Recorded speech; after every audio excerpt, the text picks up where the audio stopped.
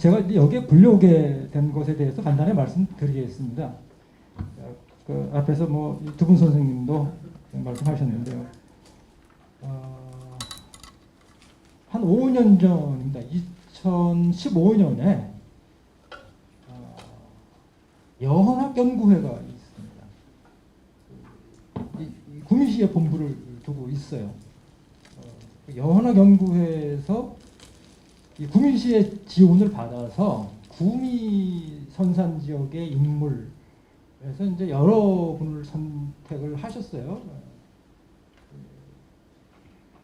그분들을 이제 조망하는 간략한 책자를 내자라고 아마 했던 모양입니다. 저한테 야은 길재 선생에 대해서 책을 하나 써라, 그런 의뢰가 왔습니다. 그래서 어떻게 하고 제가 쓰게 됐어요.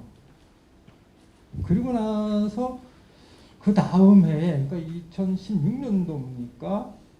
역시 그 이 구미시 쪽에서 뭐 구미선산의 인물, 구미선산의 유학인가요? 뭐 이런 주제로 학술 대회가 있었습니다. 그때 이제 제가 맡은 게 야은 선생이 조선 유학, 뭐 좁게는 뭐 이 선산 지역의 유학에 미친 영향에 대해서 발표하는 거였습니다.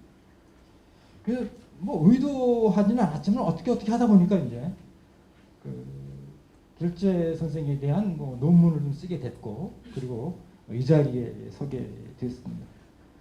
뭐 여러분도 알다시피 야은 선생이 그렇게 많은 글을 쓰신 분은 아니지 않습니까? 그래서 오늘 이제 발표가 5분인데, 저를 포함해서 5명인데 상당 부분 얘기가 겹칠 거예요.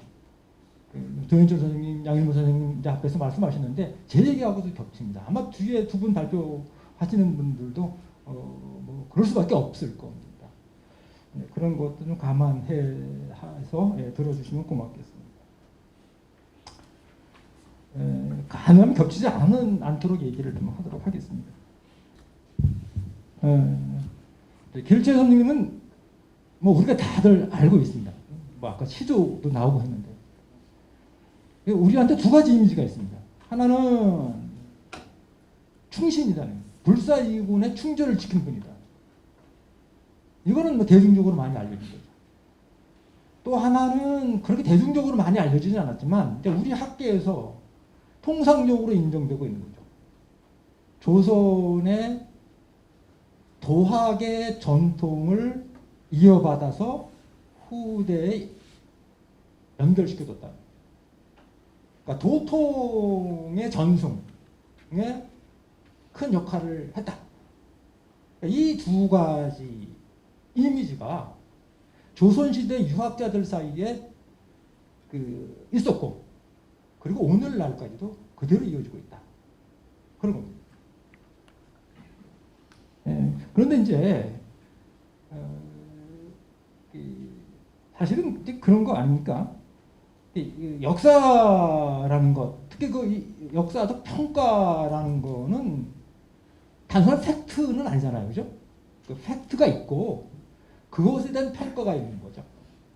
그런데 그 평가라는 것은 다분히 평가하는 사람의 주관에 영향을 받기 십상이죠. 그러니까 조선 왕조가 시작되면서 길재가 충신으로 절의를 지킨 사람으로 부각된 것은 조선 초기의 유정자들의 일정한 목적 의식과 관계가 있다라는 거죠. 뭐 많이들 얘기를 하고 있으니까 뭐 길게 얘기하지 않겠습니다. 근데 결과적으로 길재를 추승함으로 해가지고 충절이라는 거는 이거는 보편적 진리다. 누구나가 지켜야 할 보편적 가치다. 라는 거를 이제 설득을 시킨 거죠. 결과적으로 그래서 어떻게 됩니까? 세종시대에 오게 되면 그 삼강행실도라는, 요즘으로 말하면 뭐 교과서죠. 윤리교과서, 도덕교과서죠. 거기 실리게 되는 거예요. 그러니까 조선 왕조에 저항했던 인물 두 사람, 그러니까 정몽주와 길재가 거꾸로 조선 왕조를 떠받들기 위한 그런 교과서에 위대한 인물로, 존경할 만한 인물로 수록됐다라는 거죠. 그것은 결국 충절이라는 또는 이 절개라는 것이 그냥 뭐 그것이 뭐 고려에 대한 충절이든 뭐 아니면 뭡니까 그 신씨 그러니까 누구죠? 우왕 창왕에 대한 뭐 충절이든 그 대상 관계 없고 충절 자체가 중요한 겁니다. 그러니까 모든 사람들은 조선이라는 나라에 조선의 왕에 대해서 충신이 되어야 한다라는 것을 내면화시키기 위한 그런 과정, 목적 속에 일환으로 결국 교과서에까지 실리게 됐다. 이런. 그런데 또 한 가지는 뭐냐면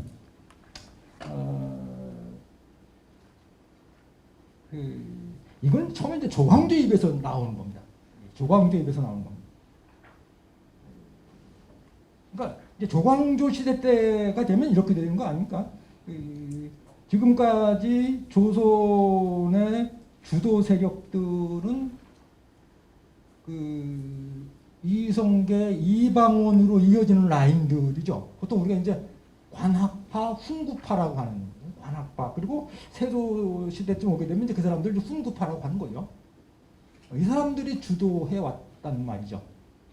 그런데 그곳에 저항했던 사람들이 있어요. 그게 아니다. 이게 이제 살인파 아닙니까? 이 양쪽의 싸움이 있는데 살인파 쪽에서 그 당시는 소수였죠. 이 소수파에서 자신들의 정치적 입지를 확대하기 위해서는 자신들이 선택한 길, 자신들이 선택한 어떤 이념, 이런 것들이 가치가 있는 것이다. 라는 것을 보일 필요가 있었던 거죠. 그런데 결론만 얘기를 하면 이렇습니다. 결국 여러 가지 이렇게 공세가 들어오니까 그것에 대한 반론이죠. 반론으로서 그렇지가 않다. 요즘에 착한 사람들, 괜찮은 사람들, 의식 있는 사람들, 이런 사람들은 누구 밑에서 배웠느냐 아니죠. 김경필한테서 배운 거고, 김경필은 김종직한테 배운 거고, 그리고 김종직은 길자한테 배운 거다. 그리고 길자는 누구한테 배웠느냐? 정몽주한테 배웠다. 정몽주처럼 그 훌륭한 사람한테 길자가 배웠고 그 훌륭한 길자한테서 다 배운 건데 이런 식으로 자신들의 학문적 정체성 또는 이념적 정체성을 보이는 거죠. 이때 이제 야흔 길자가 동원이 되는 겁니다.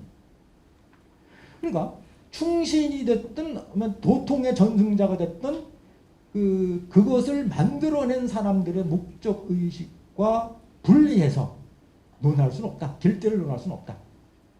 일단 이렇게 우리가 생각할 수가 있습니다.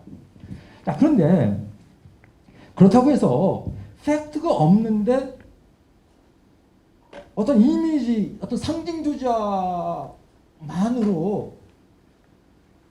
그 일종의 우상화죠. 북한에 가면 그런 거 많지 않습니까? 근데 팩트가 없는 우상화는 이게 금방 들통이 나잖아요. 이게 설득력이 없습니다.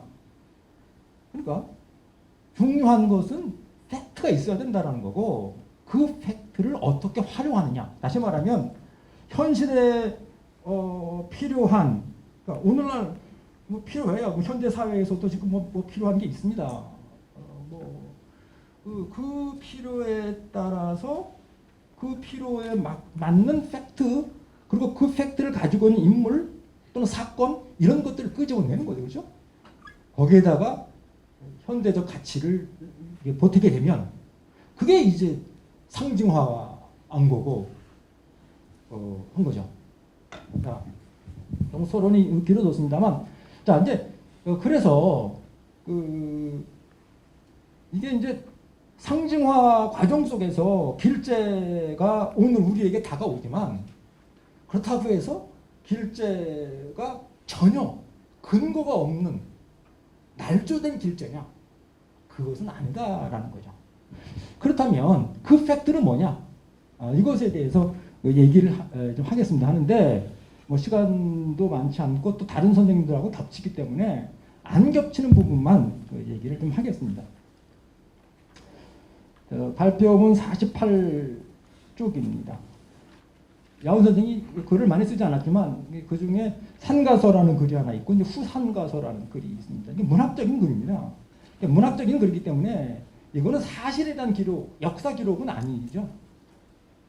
그렇지만 문학이라는 것은 그 문학적 표현, 문학적 상상력 속에 어떤 내면의 세계가 표현되기 마련이거든요. 그러니까 그러한 것을 그 문학적 표현을 통해서 그 속에 담겨져 있는 어떤 철학성, 또는 뭐 인생관, 출처관, 뭐 이런 것들을 좀 드러내 보자라는 의도로 썼습니다. 첫 번째는 수기치인의 삶이다라는 겁니다. 49페이지 두 번째 보게 되면 길제는 산가서의 첫머리에서 처음 이제 산가서를 이렇게 시작을 합니다. 어려서 배우고 어른이 되어 배운 것을 실천하는 것은 옛사람의 도임으로 옛날이나 지금이나 배우지 않는 사람이 없다. 우리 어릴 때 공부하는 게 뭡니까? 써먹으려고 공부하는 거죠. 그겁니다. 속세를 떠나 고고하게 살면서 몸을 깨끗이 하고 인륜을 저버리는 것이 어찌 군자가 하고자 하는 일이겠는가. 공부했으면 당연히 세상에 나가서 써먹어야지. 산속에 들어가서 사는 것은 이것은 군자가 할 일이 아니다라는 겁니다. 그러니까 이건 유교적 가치하고 거리가 멀다라는 겁니다. 그런 거는 도교나 불교에서는 인정할지 모르지만 유교에서는 아니다라는 겁니다. 세상에 나가야 된다라는 거죠. 이건 아까 그 양일모 선생님 발표문에도 나왔습니다. 퇴계 선생이 그 은자를 구분하지 않습니까? 그냥 산에 들어가서 자연과 함께 사는 삶, 그건 바람직하지 않다라고 봤습니다. 자, 그래서 이거는 유교에서 기본적으로 그 군자의 또는 선비의 길이라고 설정했던 수기치인의 길이다라는 겁니다. 이거를 길제 선생은 어린 시절부터 자신의 인생의 목표를 설정하는데 하나의 그 좌표로 삼았다. 이렇게 말씀을 드릴 수가 있습니다. 자, 그런데 봅시다. 그 49페이지 인용문 한번 보겠습니다. 이렇게 얘기를 합니다. 다만 힘을 다해 밭을 갈고 마음을 다해 학문을 닦아. 아까 KT 그 타고 와서 김천에서 여기까지 택시를 타고 왔는데 그 기사님하고 얘기를 했는데 여기 군시에 공단 들어서기 이전에 70년대 이전 한 2만 정도 되는 자그마한 도시였고 밤도 많았고 말이죠. 그러니까 그 어려운 얘기를 했는데 이 시기는 어떻겠습니까? 500년 전, 600년 전에 이쪽 이 보통 사람들의 삶이라는 것은 대단히 어려웠다는 거예요. 아래로는 어버이를 다만 힘을 다해 밭을 갈고 마음을 다해 학문을 닦아 아래로는 어버이를 복양하고 위로는 임금을 섬기되 복양하길 어버이가 기뻐할 때까지 하고 모시길 임금이 요순과 같은 성군이 되게 하여 백성들을 요순의 나라에 살게 하고 세상을 하운주 3대처럼 태평성대로 만드는 것이 평소 나의 뜻이었다. 어린 시절에 그런 꿈을 갖는 거죠. 나 열심히 공부해서 관직에 나가는 겁니다. 그래서 임금을 성군으로 만들고 그래서 어떻게 하겠냐. 태평성대를 만들겠다는 거예요. 태평성대를 만들겠다는 건 뭡니까? 잘 먹고 잘 살 수 있는 모든 백성들이 그런 사회를 만들겠다는 거예요. 자, 이거는 이제 유교 지식인의 이제 일반적인 길 이런 것들을 길제 역시 어린 시절에 가지고 있었다 이런 얘기입니다. 두 번째, 하지만 이제 길제는 은거의 길을 선택을 하지 않습니까?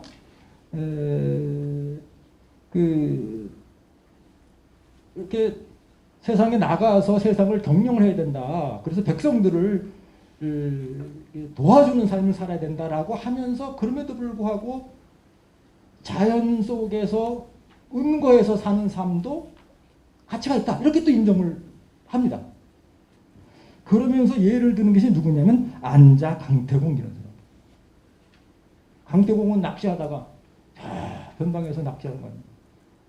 그러다가 이제 발탁이 돼서 재상이 되고 그리고 큰 정치적 족적을 남긴 인물 아닙니까? 안자는 안회의 제자죠. 뭐 여러분 다 알고 계실 겁니다.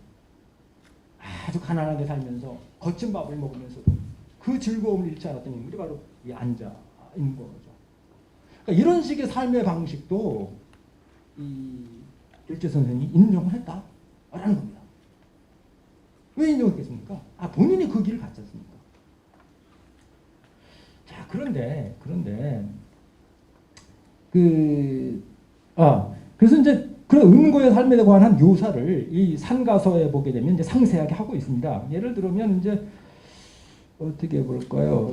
그 50쪽 맨 아래 달락 한번 보겠습니다. 그 삶의 모습이 이런 것들이죠.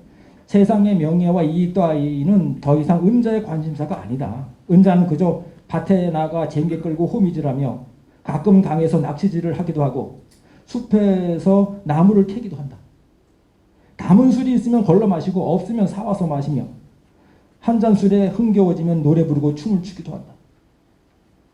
사나운 바람이 일지 않으면 단칸방도 편안하고 밝은 달이 뜰에 내리면 천천히 혼자 거닌다. 주룩주룩 비가 내리면 베개를 높이 베고 꿈을 꾸기도 하고 산골짜기에 펄펄 눈이 날리면 차를 끓여 혼자 마시기도 한다. 또 눈보라가 창을 때리고 겨울에 찬 기운이 매서워지면 화로를 끼고 술 항아리를 열기도 하고 때로는 책을 펴고 마음을 닫기도 한다. 이런 식으로 이 전원 생활의 삶을 묘사를 했던 겁니다. 한마디로 속세를 떠나 자연과 함께하면서도 즐거움을 잃지 않는 삶이다라는 겁니다. 그래서 뭐라고 얘기하냐면 길자가 이제 그 부분을 이렇게 매듭을 짓습니다. 끝없는 천지에 홀로 오뚝하여 조용히 스스로 즐기는 것이 어찌 은자가 즐기는 바가 아니겠는가. 자연과 함께 하면서 그 은자가 그 즐거운 삶을 산다는 거죠. 그다음에 그 세 번째 안빈낙두의 삶으로 넘어갑니다. 그런데 이 산가서를 보게 되면 뭐 여기 뭐 술도 마시고 낚시질하고 뭐 호미질하고 전기질하고 이런 식의 삶의 모습을 그리고 있지만 그게 전부는 아니었다라는 거죠. 그러면서도 그 글을 보면 우임금 얘기를 하고 있고 공자님 얘기를 하고 있다는 겁니다. 그러니까 우임금은 뭐예요? 뭐 여러분 알지 않습니까? 홍수를 잘 다스리는 인물 아닙니까? 요즘에도 중국에 홍수가 어마어마하지 않습니까? 한번 뭐 강물이 홍수가 쓸고 나가면 완전 폐허가 되잖아요. 그 홍수를 다스리는 인물이 우임금이다라는 겁니다. 그러니까 우임금 때문에 중국 대륙이 살만한 곳이 됐다라는 거죠. 그러니까 우임금은 훌륭한 분인 거죠. 그냥 성인인 거죠. 그리고 그 다음에 공자 얘기를 하고 있어요. 공자 얘기는 길게 얘기 안 하겠습니다. 한마디로 공자는 우리 인간에게 인간답게 사는 길을 가르쳐 주신 분이죠. 도를 가르쳐 주신 분이라는 거죠. 한 분은 공을 세운 분이고, 그러니까 잘 먹고 잘 살게 해준 분이고, 한 분은 인간답게 살게 해준 분이다. 이 두 분을 생각을 해요. 술 마시면서, 밭을 갈면서.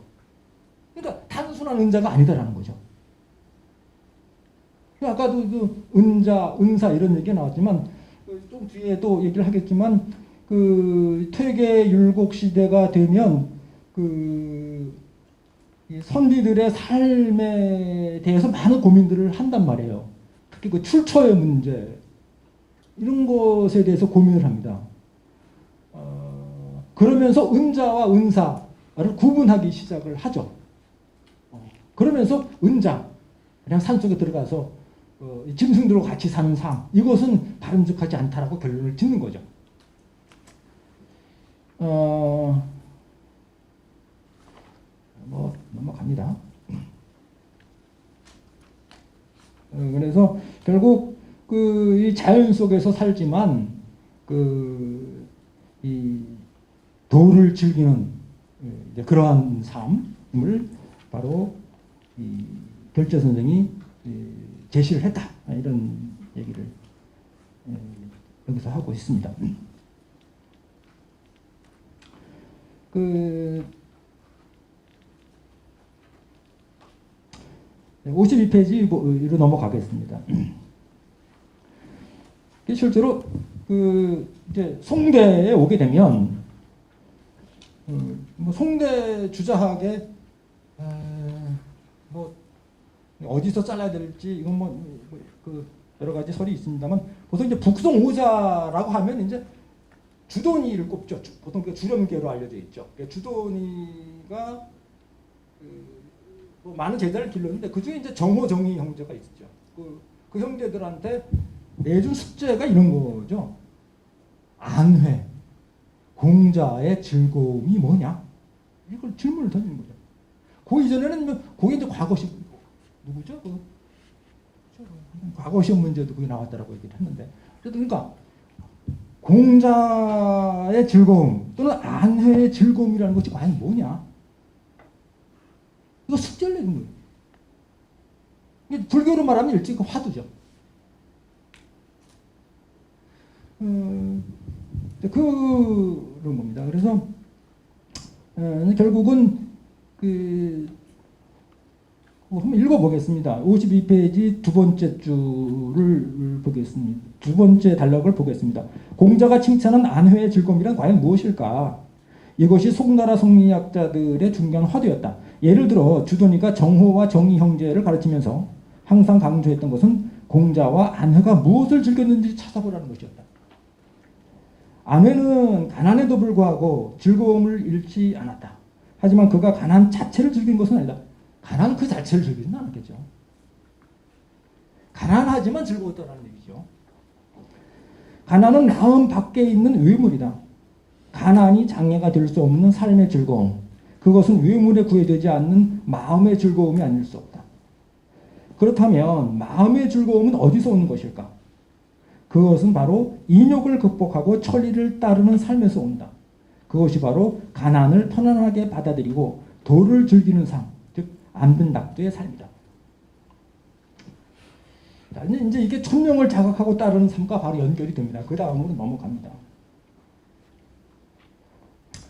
그 앞부분에서 이 결제 선생이 자연에서의 삶을 쭉 묘사를 하면서 참 즐겁다 이렇게 표현을 했단 말이죠. 이것이 은자의 즐거움이다 이렇게 얘기를 했습니다. 그런데 그 바로 뒤에 뭐라고 얘기하냐면 이렇게 얘기를 해요. 그 4번에 둘의 5번째 줄. 그러나 즐기는 것이 어찌 여기에만 있겠는가? 그 속의 즐거움이란 아주 미미한 것이다. 자연의 즐거움에 대해서 얘기를 해놓고 그게 전부가 아니다. 그 즐거움은 미미한 곳에 지나지 않는다. 사소한 곳에 지나지 않는다. 이렇게 얘기를 한단 말이죠. 이 얘기는 무슨 얘기입니까? 더 큰 즐거움이 따로 있다라는 얘기죠. 그 더 큰 즐거움이 바로 안회의 즐거움이고 공자의 즐거움이고 그리고 길제의 즐거움이 되는 거죠. 그리고 나서 이제 그 뒤에 또 이렇게 이어집니다. 또 읽어보겠습니다. 어느 나그네가 와서 내게 이르기를 이제 내가 여기에 와 보니 이곳에 나그네가 이제 그 길자한테 얘기를 하는 겁니다. 물론 이제 문학 텍스트이기 때문에 상상력이 가미된 거죠. 이제 내가 여기에 와 보니 이곳의 기상이 10,000가지인데 그대는 이곳에서 세상 일을 멀리한다. 맞죠? 또 이제 한결같이 외물을 따르고 마음 가는 대로 생활하며 나가서는 강에서 낚시질하고 여기서는 외물을 따르고 이게 조금 해석하기가 어려운데 외물을 안 따르는 자연의 삶 같은데 외물을 따른다라고 얘기를 했단 말이죠. 이거는 이제 모르겠어요. 저는 그렇게 생각합니다. 그러니까 산이 멋지잖아요. 이 금오산 얼마나 멋지니까 바위가 멋있다. 이게 뭐죠? 외물을 따르는 거예요. 그런 의미로 해석해야 되지 않을까 그렇게 생각을 합니다. 나가서는 강에서 낚시질을 하고 사람덕에 밭을 갈아 어버이를 복양하며 들어와서는 그를 강론하고 도를 즐기면서 옛사람과 보다니 참으로 근심이 없는 사람이다. 이렇게 얘기를 하죠. 그랬더니 뭐라고 대답을 하냐면 이렇게 대답을 합니다. 요 3페이지 또 인용문을 보겠습니다. 가운데 인용문을 보겠습니다. 나는 그에게 대답하기를 너 참 근심 없는 사람이구나. 이렇게 나그네가 얘기를 하니까 길자가 받아치는 겁니다. 어찌 걱정이 없으리요. 조정에 높이 있으면 백성을 근심하고 강가에 멀리 물러나 있으면 임금을 근심하니 나는 백성도 근심하고 임금도 근심하고. 겉으로 드러나는 모습은 근심이 없는 사람이었지만 그의 내면 세계는 그렇지 않았다. 온통 근심 걱정으로 가득했다라는 거죠. 누구를 근심하는 겁니까? 임금을 근심하고 나라를 근심하고 백성을 근심하는 거죠. 자, 그런데 또 반전이 일어납니다. 나 근심 많은 사람이야 이렇게 해놓고 그 다음에 또 이렇게 얘기하는 거예요. 이윽고 스스로 반성하고 말하길. 한텀 쉬는 거죠. 그리고 이렇게 얘기해요. 천명을 깨닫고 즐거운 마음으로 수능하거늘 내가 무엇을 근심하리요. 근심한다 그래놓고 내가 천명을 깨달은 사람인데 뭘 근심해 이렇게 얘기하는 거예요.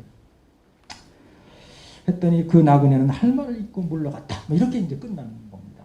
자, 그러니까 내가 이 세상을 근심한다 그래놓고 나 천명을 깨달았는데 뭘 근심하겠어.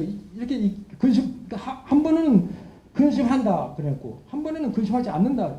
근심이 없다 그랬단 말이죠. 그러니까 이 근심이 층차가 다른 거죠, 그렇죠? 논리적 모순이 아닌 거죠.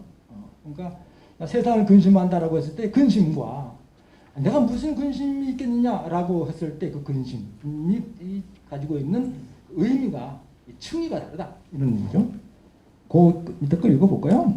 길제는 강가에서 물러나 있지만 임금을 근심하고 백성을 근심한다고 말한다. 자신은 비록 때를 만나지 못해 조종을 떠나 있지만 늘 임금과 백성을 걱정한다는 것이다.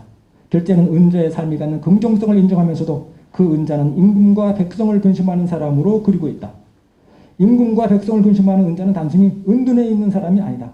그는 몸은 산속에 있고 이성으로는 세상을 잊어버리고자 하지만 가슴에는 여전히 세상에 대한 따스한 감성이 꺼지지 않고 있는 사람이다.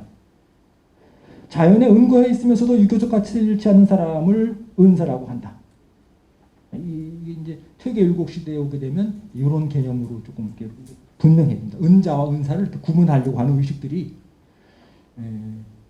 조금 더 구체적으로 형성이 된다 이렇게 얘기할 수가 있습니다. 길제는 몸은 자연으로 물러나 있되 유교적 가치를 잃지 않은 은사였다.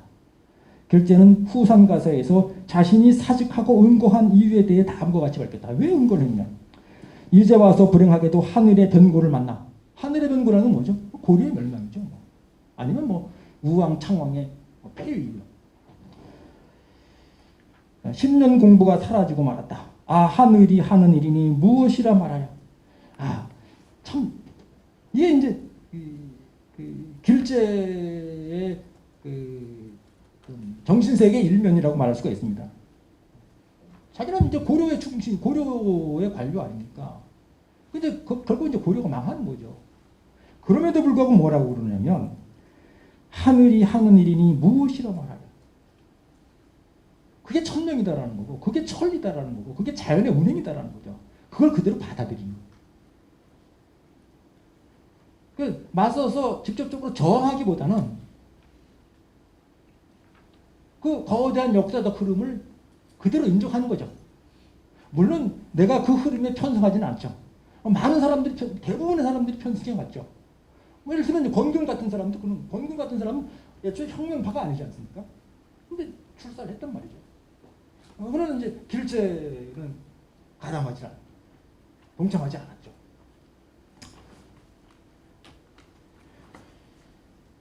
자, 54페이지로 보겠습니다. 그래서 이제 결국 이제 길제가 선택한 방법은 뭐냐? 인용문을 계속 읽어볼까요? 그러니까 이에 방황하고 탄식하다 훌쩍 마음을 돌려 스스로 자취를 감추고 달 아래 관을 벗어 걸고 맑은 바람에 시를 품며 하늘과 땅 사이에서 우러러보고 굽어보고 세상 밖을 소유하면서 그 시대의 책임을 떠맡지 않고 하늘이 주신 나의 올바른 본성을 길이 보존한다면, 하늘이 주신 나의 올바른 본성, 이거 원문은 원래 성명지정인데 본성 성자에다가 명령할 때 쓰는 명, 천명할 때 명의 올바름. 인간의 본성, 이 도덕적 본성은 하늘이 준 거다. 그래서 천명이다. 라고 이제 주자학자들은 생각을 하죠. 과연 은하수를 넘어 우주 밖으로 나갈 수 있을 것이다. 어찌 천필의 말 만석의 쌀과 같은 부귀를 부러하랴. 그러니까 길자가 선택한 삶의 방식은 우리 인간이 나면서 가지고 있는 도덕적 본성, 그게 인의 예지죠. 그게 이제 잠재적 형태로 그 내면에 있는 거 아닙니까? 그것을 잘 보존하는 거죠. 그리고 일상에서 실천하는 거예요. 일상에서 실천하게 된다는 것은 그게 뭐죠? 그게 교육이죠. 왜? 주위에는 학생들이 옛날에 교육이라는 건 그런 거 아닙니까? 몸소 실천하면 옆에서 따라 배우는 거죠. 뭐 시간이 길지 않기 때문에 뒷부분 이거 생략을 할 수밖에 없는데 그 어쨌든 이 길제가 이 금오산 여기죠. 바로 이 자리죠. 이 자리에 내려와서 학생들을 가르칩니다. 여러 기록에 보면 많은 학생들이 모여 있다라고 얘기를 합니다. 그런데 이 길제가 그 학생들한테 뭘 가르쳤느냐? 이건 이제 아까 두 분 선생님한테도 다 나왔던 얘기입니다. 기본적으로 소학 실천입니다. 그냥 마당에 물 뿌리고 청소하고 어른이 부르면 이해하고 공손히 대답하고 이런 기초적인 실천, 도덕적 실천부터 가르쳤다는 거예요. 그거 가르쳤다는 거예요. 두 번째는 이제 뭡니까 거경북리를 했다. 이런 기록들이 다 나옵니다. 거경이라는 건 뭐냐면 이 경의 태도를 유지하는 겁니다. 온갖 잡념들. 그 잡념이라는 건 보통 뭐죠? 이거는 잡념이라는 건 보통 욕망에 근거한 것들인 거예요. 이런 것들을 잠재우는 거죠. 그런 이 자세. 마음에 그런 걸 통해서 마음의 함양. 그리고 그것만 있는 것이 아니라 또 하나는 이제 국리죠. 이치를 탐구하는 공부를 해야 되는 거죠. 그러니까 이제 경전 공부를 하는 거죠. 학생들을 가르치기도 하고. 그러니까 소학 실천, 이게 소학 공부 이것을 강조했고 두 번째는 거경국리. 이 거경국리는 주자학의 가장 기본적인 두 가지 공부 방법론이라고 말할 수가 있습니다. 아까도 그런 얘기가 나왔습니다만 육상사안의 학문 같은 경우는 국리 쪽을 인정하지 않지 않습니까? 그게 오히려 방해가 된다. 그러니까 국리의 공부를 최소화하는 거 아닙니까? 그런데 이 주사 쪽은 국리 쪽과 거경 쪽 이 두 가지가 균형을 맞춰야 된다라고 생각을 했던 거고 그런 거를 우리나라 유학자들은 그대로 받아들입니다. 뭐 퇴계도 마찬가지고 그것을 몸소 보여줬다 길제가. 자 그리고 소학을 그 학생들한테 가르쳤는데 그리고 소학 실천을 가르쳤는데 그 학생들 중에 누가 있었냐? 김숙자가 있었다는 거죠. 김숙자의 아들이 누굽니까? 김종직입니다. 그러니까 김종직이 뭐죠? 살인파의 대부죠 그 당시에. 그 김종직 밑에서 뭐 김경필, 정엽창, 뭐 남효원, 뭐 이런 기라성 같은 그 당시 살인파 인물들이 성장을 했으니까요. 근데 김종직이 그들한테 뭘 강조를 했냐면 소학 공부해라. 실제로 이 제자들이 소학 공부를 해요. 그 당시 그 살인파, 이 젊은 살인들의 아이덴티티는 소학에 의해서 형성이 된다고 말할 수가 있습니다. 그러니까 이 사람들을 비판했던 사람들이 어떻게 비판합니까? 그 사람들이 소학을 공부를 한다. 소학계를 결성을 했다. 이 불순분자들이다. 이런 식으로 비판을 한단 말이죠. 그 김종직이 수제자 격인 김경필한테도 너 문학 공부 너무 하지 말고 이 책부터 읽어. 그 전책이 소학 아닙니까? 그래서 김경필이 그 소학을 보고 내가 지금까지 했던 공부가 다 허황되었다는 것을 깨달았다. 그게 소학입니다. 그런데 그 김종직이 자기 아버지 김숙자죠. 자기 아버지의 일대기를 그 기록한 글을 남겼는데 그게 이준록이라는 글인데 거기에 보면 길제가 학생들한테 무슨 공부를 가르쳤는지가 나온단 말이죠. 그게 소학이라는 거죠. 그러니까 김종직의 머릿속에는 길제가 김숙자 자기 아버지한테 소학을 가르쳤고 아버지가 나한테 소학을 가르쳤고 그리고 나는 제자들에게 소학을 공부하라고 가르쳤다는 거죠. 김종직의 제자들이 누굽니까? 이게 살인파들이라는 거죠. 그러니까 그렇게 되는 거예요. 시간이 거의 됐죠, 그죠? 그래서 뭐 이 정도로 저 매듭을 짓겠습니다. 결국 이런 것들이 있었기 때문에 그 길제선생한테 부여된 그 절의를 지킨 인물이다. 그리고 도통을 전승한 인물이다. 라는 평가가 전혀 근거가 없는 것이 아니다. 현실을 반영한 것이다. 라는 겁니다. 이것도 마치겠습니다. 감사합니다.